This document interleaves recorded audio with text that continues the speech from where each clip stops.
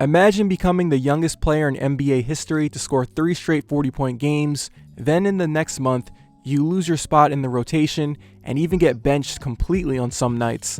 That's part of the Cam Thomas story in Brooklyn this season. Cam and a few other NBA players have lost minutes during the season. Let's talk about why. Marcus Morris of the LA Clippers. If you watch this channel, you probably already saw this news. Marcus Morris is out of the Clippers lineup. Ty Lue said that Nick Batum is going to be the starting power forward and Robert Covington would take the backup minutes. It only took Ty Lue 6 months to realize there are other wings on the team, and this has made Clippers fans pretty happy. Marcus Morris's play has been something Clippers fans have been complaining about all season. You couldn't get on Twitter after a Clippers game without seeing someone say that Ty Lue is a criminal for still starting Marcus Morris while he's playing horribly. And to be honest, those fans were right. Morris has regressed this season. It's pretty simple why he's not playing anymore. He can't keep up with guys on the perimeter because he's getting more slow-footed on defense. He doesn't provide any rim protection, and he's not hitting his catch-and-shoot threes when defenses load up on Kawhi and Paul George. In his last 20 games, he's shooting below 40% from the field, shooting 30% from the three-point line, and he hasn't made up for it on defense. The last straw was the game against the OKC Thunder last week, where Morris didn't play the entire fourth quarter, and they went on 2 double-digit runs without him. This was a smart decision because Nick Batum is a little bit lighter on his feet, can stay in front of his man, is better at shooting on the catch, and passes the ball to the next man quicker than Morris. Robert Covington is better at defending the basket and better at catch-and-shoot threes than Morris. And the funny thing is, those two aren't even playing that amazing. It's just that Morris has been a disaster. 3-point shooting and defense is what made Morris a good starter with the Clippers in previous seasons, and if he's not providing that, then you have to take him out of the lineup. Morris just looks like he's out of gas as a player. Maybe this late season rotation change will work. Covington and Batum are fresh for the playoffs. They have miles on them from being in the league for years, but the Clippers are on a bit of a skid before the playoffs start, so who knows what's about to happen. Cam Thomas. The last 4 years have been strange for the Brooklyn Nets, but the month of February 2023 was stranger than usual because both of their franchise players had demanded trades in the same week. In that month, Brooklyn was without Kevin Durant, Kyrie Irving, and Ben Simmons. You didn't know what was next for the Nets and who would step up on offense. The guy who stepped up was Cam Thomas, a 6'3" guard from LSU who the Nets drafted back in 2021. About 2 months ago on February 4th against the Washington Wizards, Cam Thomas scored 44 points. 2 days later, he scored 47 points against the LA Clippers, and then the next day on February 7th, he scored 43 against the Phoenix Suns. So over the course of 3 games, Cam averaged 45 points per game on 56% shooting. This was the most memorable stretch of his NBA career, and it made you say, okay, maybe the Nets have something even if KD and Kyrie are gone. But once Kevin Durant was traded, and the Nets brought in Mikal Bridges and Cam Johnson, and they were cleared to play, he started to lose minutes, and he was moved back to the bench. In the month of February, Cam averaged about 28 minutes a game. In the month of March, his minutes have dropped to 10 per night. You can see that his scoring averages took a massive hit. We are barely a month from him having a 3-game stretch where he was averaging 45. What happened? Number 1, head coach Jacque Vaughn has a different vision for the team. When KD and Kyrie were out of the lineup, Jacque didn't have much choice. He had to play Cam a lot of minutes. But now with a new influx of players after the trades, he can reduce his minutes. Vaughn has made a bunch of interesting comments recently about Cam's playing time.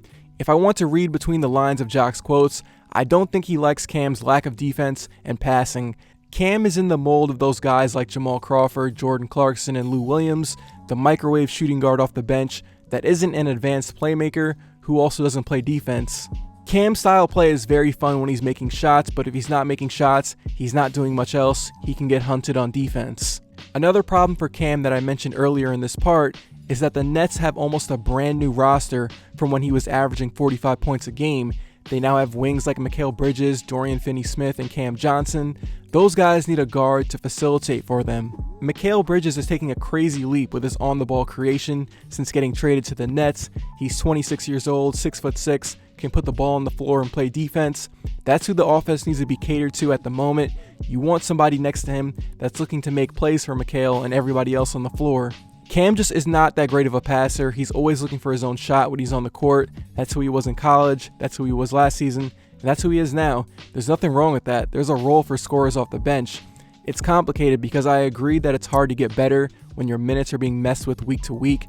It's frustrating because Cam can't get into a rhythm, and there are times when the Nets offense needs more shot creation. But I kind of like what the Nets have going right now. Cam is still only 21 years old, under contract for 2 more years.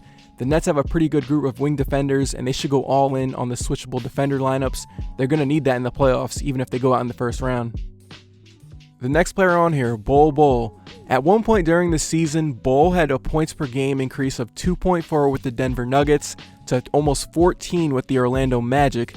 He was also 5th in blocks per game and 9th in field goal percentage, and this immediately put him into the top 3 for most improved player of the year. This is what people thought Bol Bol can turn into before he suffered a foot injury that forced him to sit out the rest of his 1 year at Oregon. Bol was looked at as a top 5 pick because he was basically a 7-foot perimeter player.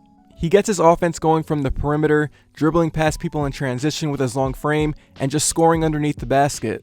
But in March, you aren't hearing any more Bol Bol is the most improved player of the year. He is barely getting on the court. At the time of this video, he is getting around 14 minutes per game in the month of March. A bunch of things contributed to Bol's lack of playing time recently. The Magic got healthy recently. Wendell Carter was out due to an injury earlier in the year. He's getting the starter center minutes.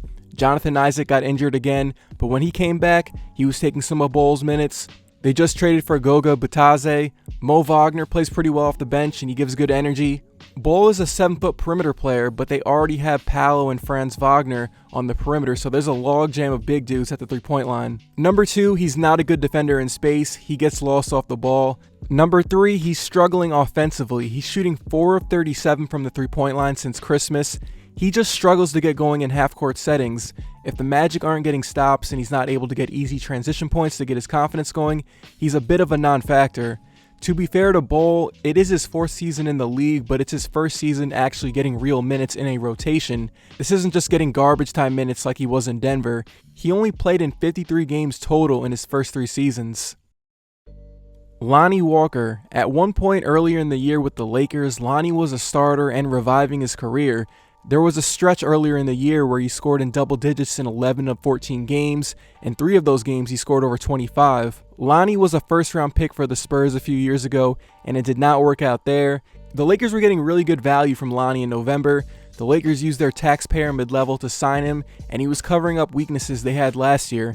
He was good at getting out in transition. He was shooting almost 40% from the 3-point line. The Lakers needed athletes on the perimeter, and it looked like a great fit even though the team wasn't playing well. But Lonnie isn't seeing the minutes he was getting earlier in the year now. Since February, he's only getting about 15 minutes per game after playing 30 a night in November. It was only until the game against the OKC Thunder where Lonnie was featured in the rotation because D'Angelo Russell was out due to an injury. So what happened to his minutes from earlier in the year?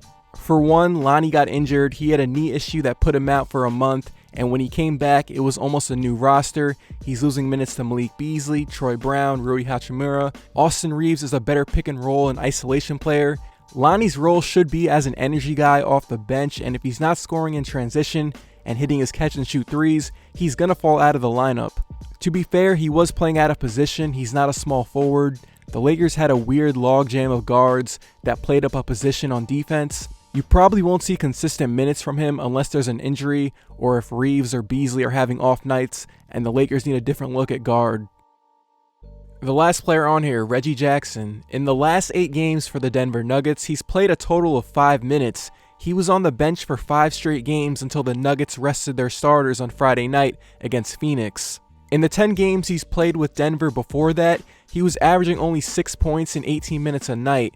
So why is he not playing? It's a combination of him not being a good enough facilitator, scorer, and there aren't enough minutes for him. Jamal Murray has been looking better after starting off the year slow, so he is playing in the high 30s in minutes on some nights. It's wild because I thought the Nuggets getting Reggie Jackson on the buyout market was an A+. A backup guard that can score in bunches for a few minutes a game when Murray needs some rest, when Jokic is being collapsed on. I thought this would be a perfect role for him. He's playing with effort. I haven't seen much lapses in focus when looking at his film. He's just missing all of his open shots. What made Reggie's career resurgence pretty cool was his delusional confidence, and I mean that in a good way. I wouldn't be shocked if the Nuggets slowly work him back into the rotation while Jokic is managing his minutes, but he didn't even get into the game against the Pelicans, so who knows what's going to happen with Reggie. And that's it for me. Appreciate it if you made it to the end of this one. If you did enjoy the video, make sure to leave a like as it does help the channel do better, and consider subscribing if you want to see more from me.